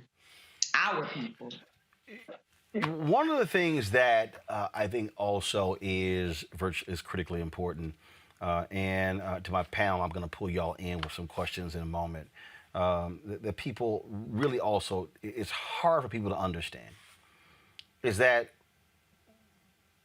when you are an activist, there are going to be times when you have to make decisions that other people don't quite understand. I think back to 1964, Atlantic City. Yeah, the Mississippi Freedom Democratic Party. They traveled to Atlantic City, and they were committed in seating a black delegation. And President Lyndon Baines Johnson sent Walter Reuther, head of the labor union, to King and said, look, I need this to end. You tell King, take the compromise. I'm pulling all of your money. And he accepted the compromise. And there were people who attacked him, and he said, I am not going, he said, to lose sight of progress by trying to get everything I absolutely want. He said, we have to build towards it. And there are a lot of people out there, and I remember very vividly, there are people who were attacking you, attacking Ben Crump, when they had the settlement for Breonna Taylor in Louisville. And you spoke on that day. I remember when they had the settlement for the George Floyd family during the trial, and folks, attacked them for it. There are people who have said, politically, whether it's with President Obama, President Biden, and others, people say, how dare you do that? Not understanding that unless you're in the room and you realize what is truly going on and how far things have gotten and how you have to achieve some progress, it's very easy to stay on the outside and say, no, you don't you get everything we want or get nothing at all. That's real easy when it was one of your family members when you didn't have a family member who was killed. Yeah, I think that there is a balance, right? When we're looking just at what's happening in Washington right now around the George Floyd Justice and Policing Act. And now we hear folks, especially leading Democrats, talking about folding, if you will, or compromising on qualified immunity, something that we see to be at the heart of the bill. That is a moment when we can say, don't compromise, go back in and try, at least try. I think for us, our position in that area is let us see who the real obstacles are to getting progress and to getting what it is that we want. don't step in the way and become the target of conversation. So that is very, very different. But when you're looking at people, and we're not talking about folks in elected office, we're talking about families, we're talking about attorneys, we're talking about people like in Breonna Taylor's situation who said, well, we will take a settlement, but we also will make sure that there are actual reforms in that settlement. And I know for sure that they've been meeting with the city and with the mayor to make sure that these other changes within the police department become real. And it's going to take work. It's not going to happen overnight, but they didn't just take the money and not focus on making sure that they help at least in the best way possible to protect the next Breonna Taylor from, falling victim to what we see happening to her.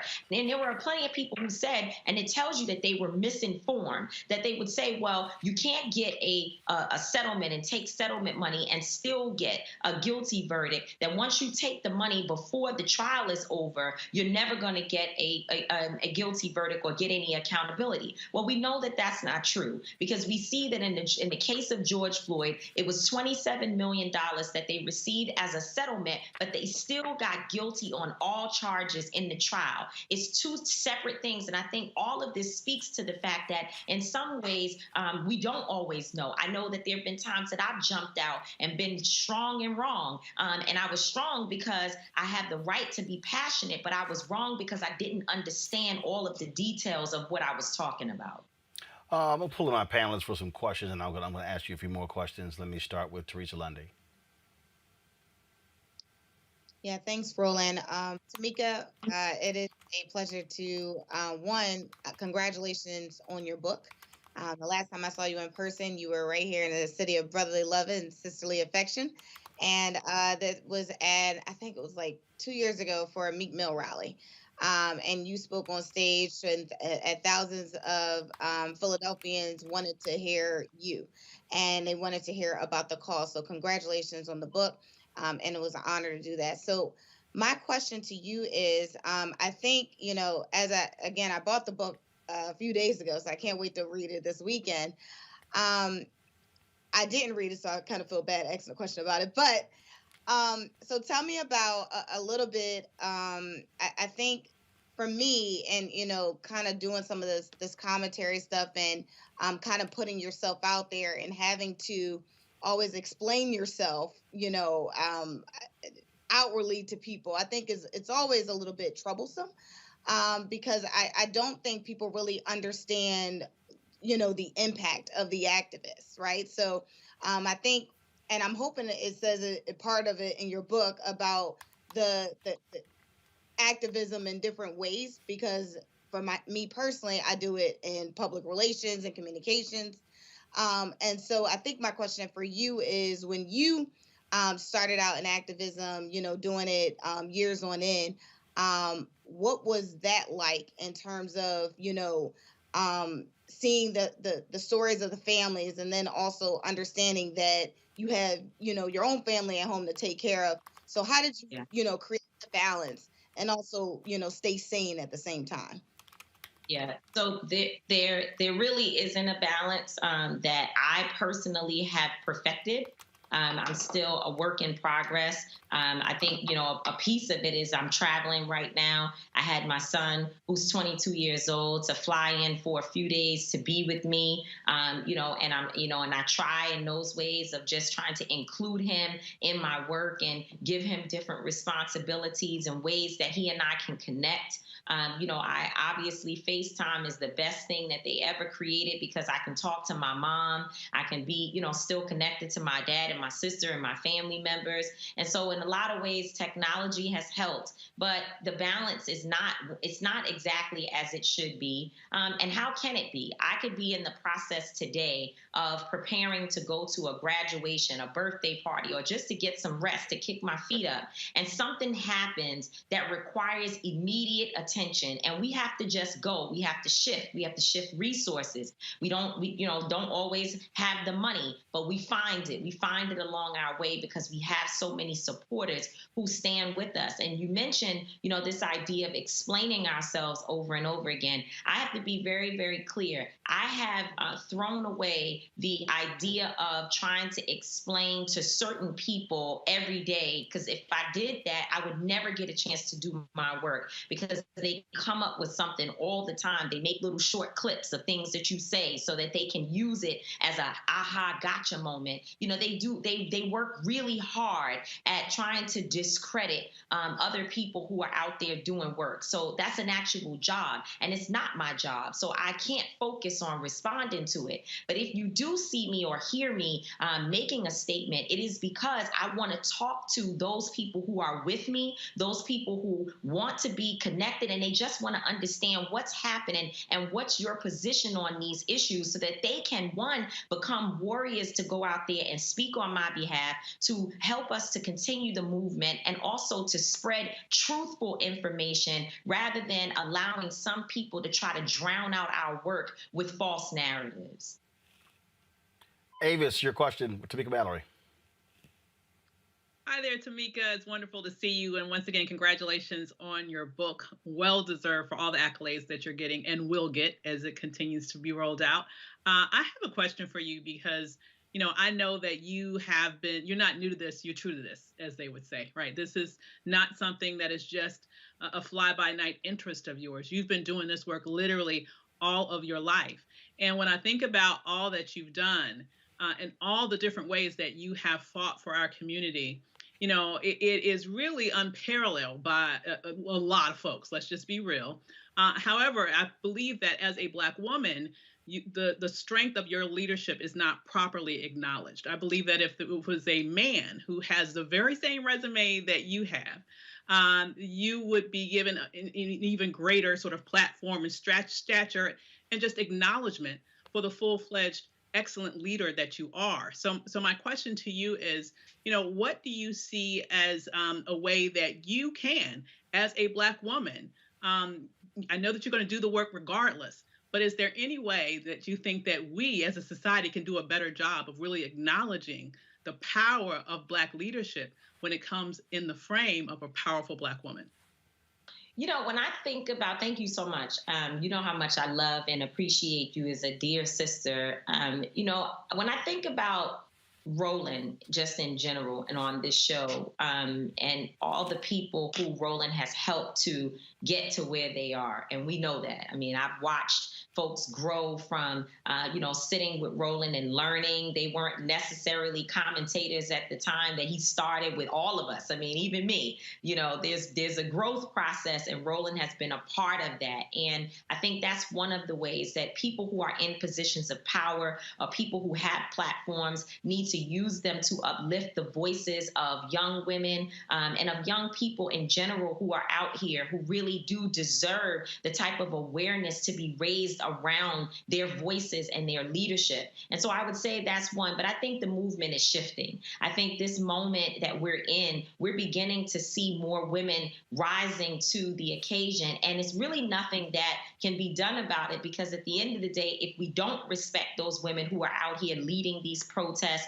these women who are organizing on behalf of women and men, if we don't respect the voices of Black trans folks who are also organizing in a movement to protect those people who are being killed unjustly, and we know that there are some folks in our community that don't understand it, and so we are all in an education process. We're learning together, and we're learning about the power of Black women, and I think I'm glad to be a part of the generation that will make sure that the voices of Black women do not go unnoticed. And I think that's happening whether people like it or not, so they might as well just join. What do they say? If you can't beat us, just join us.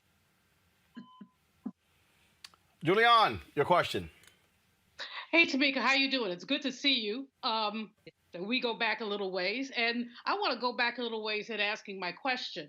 I know that you say you don't want to revisit the past and explain yourself, but I'm thinking about the Women's March and the challenges of intersectionality, about the ways that we as various women work together. I think that women of color often do a lot better than we were working with the melanin deficient. if you know what I mean. So, what did you take away from the Women's March, and what would you say to others who are trying to juggle intersectional issues? So first of all, thank you, Dr. Malvo, for standing with us during that time. You were a true warrior, and you helped us to articulate what we were feeling by writing such detailed and informative pieces that really describes the experience of Black and Brown people when they are in spaces with white women.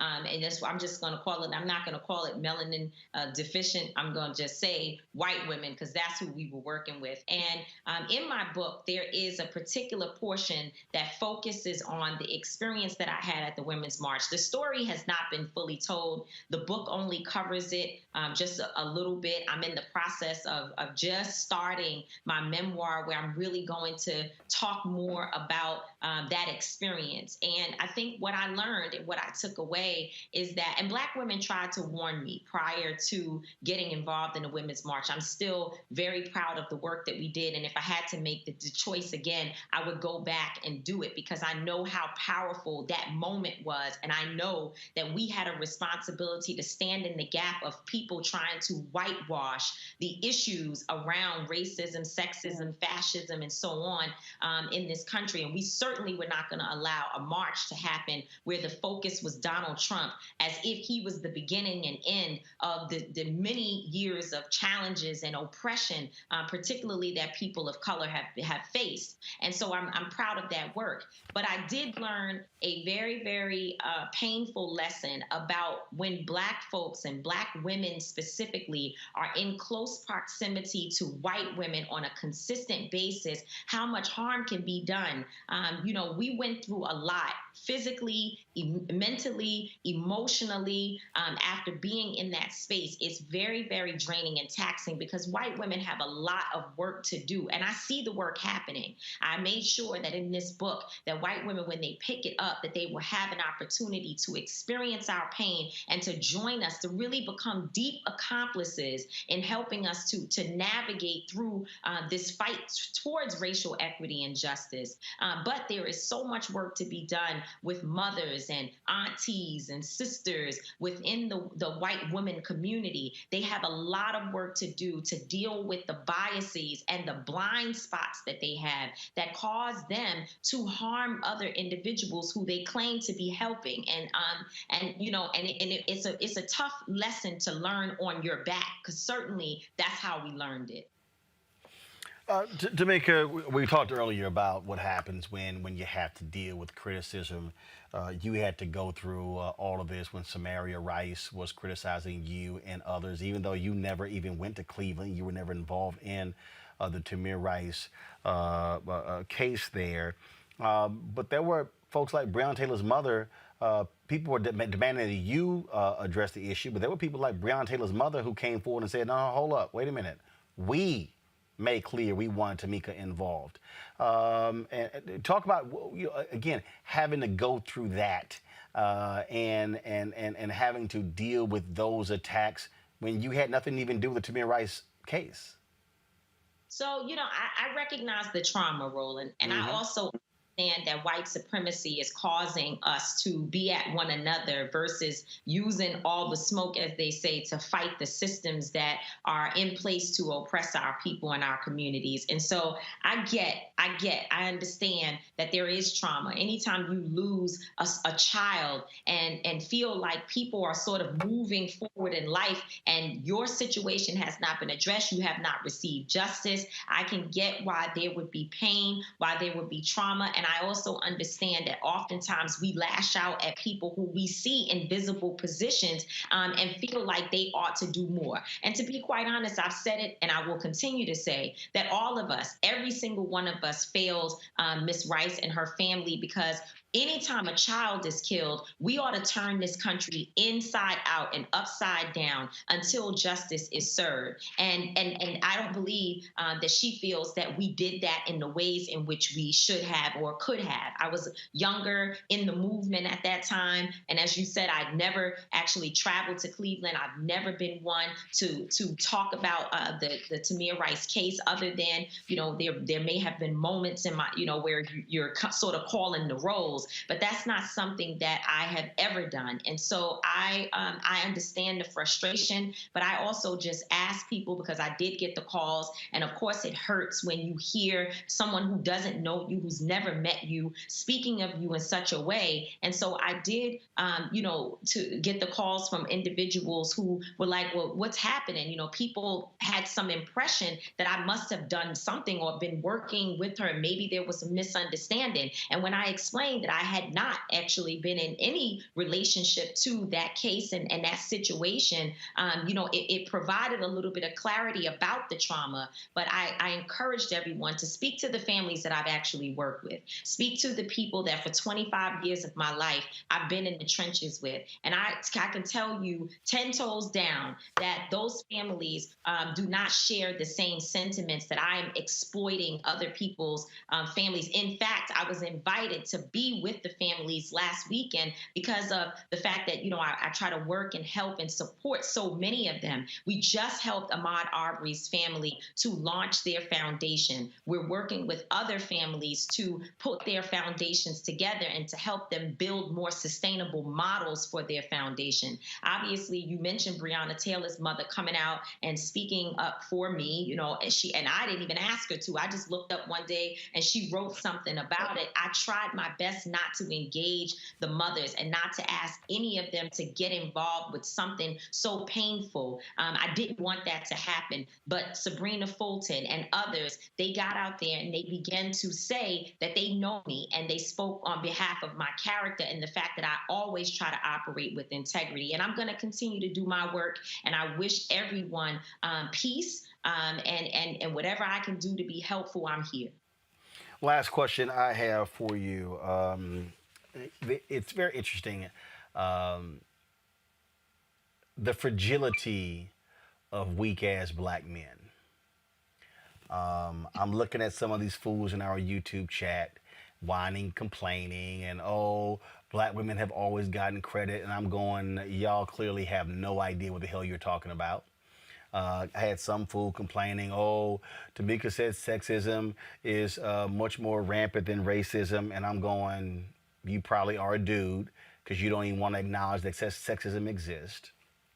And you have to deal with, and I'll go ahead and say it, you have to deal with the misogyny of other black male leaders who, let's be frank, don't like seeing this many black women in leadership positions. What do you say to that young woman out there who is volunteering, who maybe wants to follow in your footsteps and others, who is not as strong in dealing with that, in dealing with the forces of male entitlement when it comes to leadership? Yeah. So, I do want to go back to something you said about the racism, sexism piece. I think it's really important, again, when, we sort of listen to these clips and just automatically think or the worst of, and don't necessarily understand the intentions of those who are speaking. Mm-hmm. I was being asked about Kamala Harris becoming president in 2024, excuse me. I was being asked if I think that that's possible. And I had already talked about racism. And of course, I talk about that all the time. And so when asked whether or not she might be able to become president, what I said was that, number one, the only way she will become president is if her record speaks for her, if she's actually done something to ensure that the Black community respects and honors the work, the actual work, that she has a heavy load on her shoulders that we expect her to live up to. And then I went on to talk about how sexism is the double whammy and how sexism can be worse than racism because of the fact that when you apply both things, you have, again, a double whammy. You have something extra, something additional on top of the fact that you're Black. So we already know that being a Black woman or a Black man is very, very difficult. It is the most challenging. it's awful sometimes when we think about the ways in which we are discriminated against in this nation and have always been. But when you add the challenge of being a Black woman, it makes it even worse. So, you know what? Guess what? Maybe I could have said it a different way. Perhaps, the words that I use, if I was more like Dr. Malveaux, I would have had a better flow in terms of how I was getting out my point. But if you know my heart and you know my work and what I have been doing and all the men that I have stood up for and fought for so many years, the fact that that particular clip is taken so far out of context for what it is that I'm actually relaying is what I'm talking about. People who really are looking for something negative, because everyone else, because I called Mark Thompson, I called a bunch of brothers. I said, I want you to watch this and I want you to tell me what you think. Do I need to respond or not? And the reception that I received, even from some of my toughest critics, I think about my friend Tony Lindsay, who he and we debate all the time about all of these issues. And he was like, I listened to it and I was a little confused. And he said, but I went back and I really listened to what you were saying, and now I'm listening to you talk about it, and I realized the point that you were making about the double whammy, I guess, again, that we experience as Black women. And I do deal with misogyny. I deal with it from other leaders. I deal with it from those who come into my comments and call me out my name, those who use their platforms to consistently attack and I don't know if I've lost you. No, you're still here. You're still here. Good. Something popped up on the screen. Those who consistently attack and go after me, they use their pages on a daily basis to talk about me. And I deal with it. And guess what? Actually, I don't deal with it. So the question that you asked about the young girl who's coming up behind me, I would say block and move on. When you see it, block them and move on. You have to keep going. We have a responsibility to do the work. No one gets to tell us that we're not powerful, that we have to dim our light, that we can't be out here as a leader. And also, here's the thing. This is the most important point. The most important point. Perfection is not reality. No one is perfect. Tamika Mallory's not perfect. Most of the critics and the haters, they definitely are not perfect. But what you have to look at is who's actually doing the work, who's on the ground, who is out there standing in the face of white supremacy, dealing with challenging police and having a target on your back because they know your real name, as my friend Teslin Figueroa would say. She would say, hey, I don't know your real name. You're on here talking to me through a fake profile, but I'm actually out in the streets as Tamika Mallory. And so when I see the police, they know who I am. They know exactly who I am. And I have been targeted in this movement. And so I have to stay focused and keep going. Don't go back. Don't look back. It's the Harriet Tubman statement. If you hear the dogs barking, keep going. You can hear them coming after you. Just keep going. And I'm ministering to myself as I say this and as I continue to block all of them, because you know what? In the end, whatever they have to say about me, they need to find a way to do it better and outwork me. Simple as that, y'all. The book is called State of Emergency, How We Win in the Country We Built. The forward is by Angela Davis and Cardi B. Actually, I got one last one. Tamika, I asked all authors this. What was the wow moment? When you were writing this book, the wow moment that caused you to go, oh my God, it's unbelievable. It could have been something you remembered. It could have been something that came about. Was there a wow moment for you? Let's see. It was so many. I think, first of all, the fact that I was like, that I had all of the chapters outlined was a wow moment, because it's a real job to actually sit down and do the work. But I do think that forward between Cardi B and Angela Davis is an important part of the book. It actually gave me inspiration, because I kept writing knowing that I opened the book intentionally, drawing in every single person that I wanted to reach just by having Dr. Davis and Cardi B to be in there, to set the intention, to have Cardi basically saying to Angela Davis, am I allowed? Am I welcome in this movement next to you? Is there space for me? And to have Angela Davis take the time to sit and respond to Cardi, I know that gives a point of entry for Keisha, who maybe she has 2 jobs, 2 kids, and she might be a stripper at night. It has a space for Ray Ray, who might be on a street corner today, but because of what he found in this book, he realizes that there's a place for him in the movement. I wanted it to reach the doctor, reach the lawyer, reach the bus driver. I wanted everyone to find themselves in this book. And I think that the intention that was set with the forward helps to be able to do that. All right, then.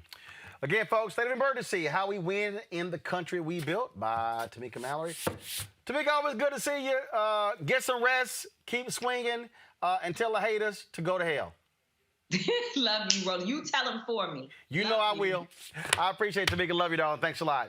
Folks, that is it for us. I want to thank Julian as well as Avis. I want to thank Teresa as well, our panelists, for joining us on today. I appreciate them joining with us. Folks, if y'all want to support what we do, please do so by joining our Bring the Funk fan club. Every dollar you give goes to support this show and what we do. Every single dollar. We next week are going to be traveling to Fort Worth, Texas, to be with Deborah Peoples, a black woman who is running for mayor. It's going to be May 26th, and so we're looking forward to being there with the pastor there.